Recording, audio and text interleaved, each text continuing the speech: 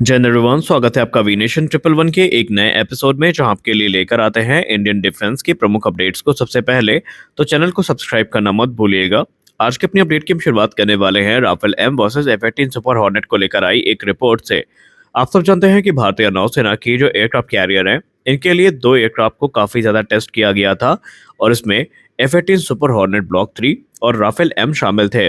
और एक समय आपको याद होगा ऐसा था जब राफेल को यहाँ पर लगभग बाहर समझा गया था और F-18 सुपर हॉर्नेट को लगभग हम विजेता मान चुके थे। लेकिन तभी 2022 के अंत में एक रिपोर्ट सामने आती है जहां पर कंफर्म हो जाता है कि भारतीय नौसेना राफेल एम के साथ जा रही है और F-18 सुपर हॉर्नेट को बाहर कर दिया गया है। लेकिन उस समय जो एग्जैक्ट रीजन थे वो सामने नहीं आए कि F-18 सुपर हॉर्नेट में ऐसी कौन सी कमी है जो नोटिस करी गई भारतीय नौसेना के द्वारा, जिसके चलते इनको बाहर कर लिया गया। लेकिन रिसेंटली एक रिपोर्ट सामने आई है जहां पर जो इस मामले के जानकार लोग हैं, उन्होंने स्पष्ट कर दिया है कि आखिरकार वो कौन कौन से क्षेत्र हैं जहां पर राफेल एम ने क्लियरली F-18 सुपर हॉर्नेट को आउट परफॉर्म कर दिया था। दरअसल आपको बता दें कि जो राफेल एम और F-18 सुपर हॉर्नेट है, इनके काफी एक्सटेंसिव ट्रायल किए गए थे जहां पर इन्होंने INS हंसा से भी टेस्ट को आयोजित किया था। लेकिन रिपोर्ट्स में दावा किया जा रहा है कि राफेल एम का जो infrared search and track system है, ये एक गेम चेंजिंग स्टेप साबित हो गया डसाल्ट एविएशन के लिए। और ये बताया गया कि जो infrared search and track system है और इंडियन मेड वेपन सिस्टम के इंटीग्रेशन की मंजूरी है फ्रांस की तरफ से, इसने पूरी तरीके से F-18 सुपर हॉर्नेट को डोमिनेट किया और F-18 सुपर हॉर्नेट अंतिम समय तक राफेल एम से ज़्यादा आगे नहीं आ पाया। Infrared search and track system की बात करें तो ये एक passive infrared based tracking system होता है जो कि फाइटर जेट को अलाउ करता है कि ये एनिमी एयरक्राफ्ट को फॉलो करे और डिटेक्ट भी करे, और इसमें जो रेडियो फ्रिक्वेंसीज है वो एमिट नहीं करनी पड़ती। और ये चीज़ें आपको जो F-18 सुपर हॉर्नेट है उसमें देखने को नहीं मिलती, और ये क्लियर एडवांटेज था राफेल के लिए। इस मामले के जानकार लोग ये भी कहते हैं कि जो राफेल एम है उसमें फ्रांस ने भारत को तुरंत ही ब्रीफ कर दिया था कि अगर आप यहाँ पर इंडियन मेड वेपन सिस्टम का इंटीग्रेशन करना चाहते हैं तो जो जो हथियार राफेल के एयरफोर्स वेरिएंट में आपको देखने को मिलेंगे, आप वो सारे हथियार यहाँ पर इंटीग्रेट कर सकते हैं। इसके अलावा भारतीय नौसेना जिन भी हथियारों को चाहती है, अगर वो इंडियन मेड हैं, तो वो पूरी तरीके से डसाल्ट एविएशन के द्वारा इंटीग्रेट किए जाएंगे। इसमें भारत को कोई दिक्कत नहीं होने वाली है। इसके अलावा जो अपग्रेड का लालच है, ये भी भारत को दिया गया, जहां पर डसाल्ट एविएशन ने कहा कि एमका के लिए अगर आप सैफरान के साथ मिलकर इंजन बनाते हैं तो राफेल के जो फ्लीट है इसके पास भी चांसेस होंगे कि अपग्रेड के थ्रू इनमें जो नए इंजन है इनको इंटीग्रेट किया जा सकता है और इससे जो परफॉर्मेंस अपग्रेड है वो भी देखने को मिलेगा। तो ये सारे जो फैक्टर्स हैं ये डिसाइडिंग फैक्टर साबित हुए, और आप सबको पता है अमेरिका के केस में ऐसा नहीं हो सकता था क्योंकि अमेरिका अपने टेक्नोलॉजी को लेकर काफी प्रोटेक्टिव होता है और अमेरिका इसके लिए काफी ज्यादा हेजिटेट कर रहा था, और यहीं से जो भारतीय नौसेना का कॉन्फिडेंस है वो राफेल को लेकर बढ़ा था। हमारी अगली बड़ी अपडेट हिंदुस्तान एरोनॉटिक्स लिमिटेड को लेकर आ रही है। जैसा कि हमने कहा कि हिंदुस्तान एरोनॉटिक्स लिमिटेड की जो समस्याएं हैं तेजस प्रोग्राम को लेकर, ये खत्म होने का नाम नहीं ले रही हैं।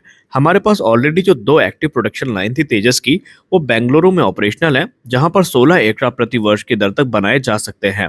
लेकिन अब एक दुखी करने वाली रिपोर्ट सामने आई है नासिक प्रोडक्शन लाइन से। आपको पता है कि HAL के द्वारा जो तीसरी प्रोडक्शन लाइन है ये नासिक में बना के तैयार कर दी गई है, जहां पर यहाँ पर कोशिश ये थी कि तकरीबन जो टोटल एयरक्राफ्ट मैन्युफैक्चरिंग रेट है इसको 16 से बढ़ाकर 24 एयरक्राफ्ट प्रति वर्ष की दर तक किया जाए। लेकिन नासिक प्रोडक्शन लाइन से बुरी खबर ये आ रही है कि इंजन सप्लाई के न होने के चलते जो ये प्रोडक्शन लाइन है इसमें बहुत बड़ा एक सेटबैक का सामना HAL को करना पड़ रहा है। शुरुआत में प्लान किया गया था कि पहला एयरक्राफ्ट नवंबर में यहाँ से रोल आउट किया जाएगा, लेकिन अब ऐसा लग रहा है कि ये कार्य हमें जो मार्च 2025 है इसके पहले होता दिखाई नहीं पड़ेगा। HAL के सोर्सेज ने कहा कि बहुत सारे जो एयरफ्रेम्स हैं ये लगभग अपने कार्य को पूरा करने के इर्द गिर्द घूम रहे हैं, और अगर इंजन हमारे पास आ जाते हैं तो ये काम हम अपेक्षाकृत जल्द समय में कर पाएंगे, बनस्पत इसके कि हम इंजन का वेट करें और जब वो आए तब वो हमें मिले।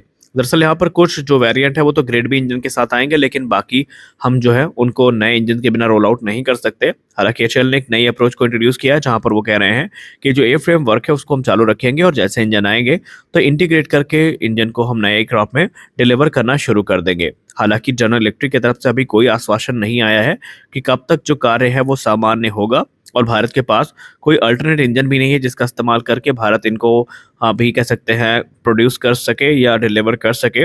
ये बात अलग होती अगर हमारे पास इंजन होते तो तकरीबन अब तक एक उचित संख्या में जो एयरक्राफ्ट है ये मिलने शुरू हो गए होते, और भारतीय वायुसेना जो समस्या से जूझ रही है उस समस्या का परमानेंट समाधान हमको बहुत पहले ही मिल चुका होता। लेकिन अभी एचएएल खुद इस चीज़ को लेकर स्ट्रगल कर रही है और उनको तो अब ये भी लग रहा है कि जो टाइमलाइन उन्होंने सुनिश्चित करी थी 2028 तक ऑर्डर को पूरा करने की, कहीं वो भी डिले ना हो जाए। अगले अपडेट में बात कर लेते हैं HF-24 मारुत के बारे में। HF-24 मारुत एक ऐसा नाम है जिससे हम सब भली भांति परिचित हैं और यह भारतीय वायुसेना का एक लीजेंडरी फाइटर एयरक्राफ्ट है। लेकिन अगर हम आपसे ये बोलें कि शायद ये एयरक्राफ्ट आपको वापस हवा में उड़ता दिखाई पड़ सकता है, तो आपको कैसा लगेगा? जी हाँ, आप भी उतने ही खुश हो गए होंगे जितना जब पहली बार इस रिपोर्ट को हमने सुना था, तो हम खुश हो गए। आखिरकार इसकी सच्चाई क्या है और सोशल मीडिया पे ये डिबेट क्यों ट्रिगर हुई है? क्या इसके पीछे एचएएल का कोई बड़ा प्रोग्राम शामिल है? आइए जान लेते हैं। दोस्तों, आप सबको वो रिपोर्ट तो याद ही होगी जो हमने मिग-23 को लेकर दी थी और हमने कहा था कि जो मिग-23 यूबी वेरिएंट है, ये आपको एक बार फिर से हवा में उड़ते दिखाई पड़ सकते हैं। ऑलरेडी जो कुछ चुनिंदा एयरक्राफ्ट है ये ऑपरेशनल हैं, लेकिन इनको अब हेरिटेज फ्लीट का हिस्सा बनाया जाएगा भारतीय वायुसेना की, जहाँ पर भारतीय वायुसेना इनको एयरबॉर्न करेगी और आपको ये अलग-अलग एयर शोज में, परेड में देखने को मिलते रहेंगे। ये सारी बातें चल ही रही थी कि अचानक से जो रिपोर्ट्स हैं वो HF-24 मारुत को लेकर सरफेस करने लगती हैं, जहां पर ये दावा किया जाता है कि आने वाले भविष्य में जो HF-24 मारुत है वो हमें देखने को मिल सकता है। हालांकि आपको बता दें कि HF-24 मारुत ने अपनी पहली उड़ान 1961 में भरी थी और ये भारत का पहला स्वदेश निर्मित एयरक्राफ्ट था, लेकिन अनफॉर्चुनेटली इसके लिए हम कभी भी उन्नत इंजन विकसित नहीं कर पाए और इंजन के अभाव में इस एयरक्राफ्ट को हमें समय से पहले ही रिटायर कर दिया गया, हमें करना पड़ा। लेकिन फिर भी ये हमारे लिए गर्व का विषय होगा अगर हम इस एयरक्राफ्ट को एक बार फिर से उड़ता देखते हैं। इसे हिंदुस्तान एरोनॉटिक्स लिमिटेड ने German aircraft designer doctor Kurt Tank के साथ सहयोग में मिलकर बनाया था और ये हमारे लिए एक बहुत बड़ा अचीवमेंट था, क्योंकि हमने पहली बार एयरक्राफ्ट को भारत में स्वदेशी तौर पर बनाया था। ये एक डुअल इंजन एयरक्राफ्ट था जिसको लेकर ये उम्मीद की गई थी कि ये सुपरसोनिक स्पीड को प्राप्त करेगा और एनिमी टेरिटरी में घुसकर अटैक कर वापस आ जाएगा। हालांकि बेहतरीन इसने परफॉर्म किया। मिड 60s में इसको शामिल किया गया था और इसको 1980 के दशक में रिटायर भी कर दिया गया। इसने कई मेजर कॉन्फ्लिक्ट, जिसमें 1971 का युद्ध शामिल है, इसमें पार्टिसिपेट भी किया था। हालांकि इसने ग्राउंड अटैक रोल में ही पार्टिसिपेट किया था। इसको लेकर उम्मीदें बहुत सारी थी, लेकिन इसकी जो स्पीड और इंजन परफॉर्मेंस थी वो लिमिटेड थी, क्योंकि इसके लिए हम कभी जो सफिशिएंट पावर वाला इंजन है वो विकसित नहीं कर पाए और पूरे समय ये अंडर पावर्ड इंजन के साथ ही पावर रहा और बाद में इसको रिटायर कर दिया गया। लेकिन डिफेंस एंथुसियास्ट के मन में ये इच्छा है कि क्या वाकई इसको रिस्टोर किया जा सकता है?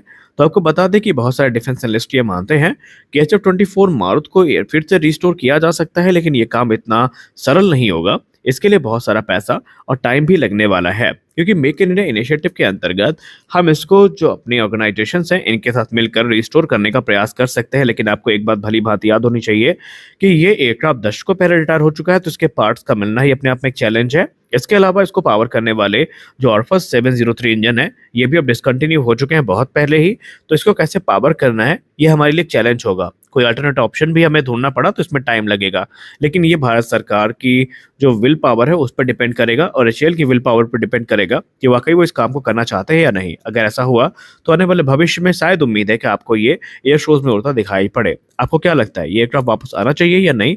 आप अपनी राय कमेंट सेक्शन में जरूर दीजिए। मिलते हैं अगले वीडियो में, तब तक के लिए जय हिंद।